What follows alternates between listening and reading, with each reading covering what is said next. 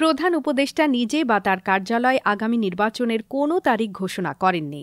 নির্বাচন নিয়ে বাকিদের তথ্য একান্ত ব্যক্তিগত বলে দাবি করেছে প্রধান উপদেষ্টার প্রেস উইং।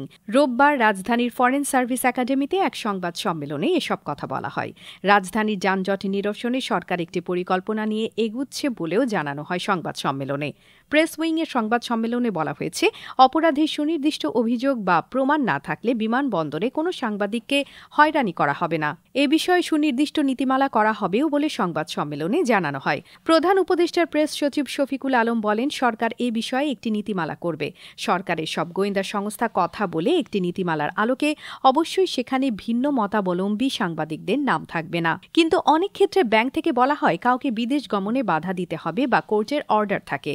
পুরো বিষয়টি যাতে সুনির্দিষ্ট নীতিমালার মধ্যে থাকে, দেশের সব মানুষের বিষয়টি সম্পর্কে স্বচ্ছ ধারণা থাকে, এগুলো স্পষ্ট নীতিমালার মাধ্যমে আসবে। ডেপুটি প্রেস সচিব আবুল কালাম আজাদ মজুমদার বলেন, গুম কমিশন এখনও কোনো সুপারিশ সরকারকে দেয়নি। আগামী ডিসেম্বর মাসের মাঝামাঝি সরকারকে একটি প্রতিবেদন দেবে তারা। সে প্রতিবেদনের মাধ্যমে কোনো সিদ্ধান্তের প্রয়োজন হলে সরকার নেবে। মুক্তি টিভি নিউজ ডেস্ক। আপনারা দেখছেন আমেরিকা থেকে সম্প্রচারিত মুক্তি টিভি।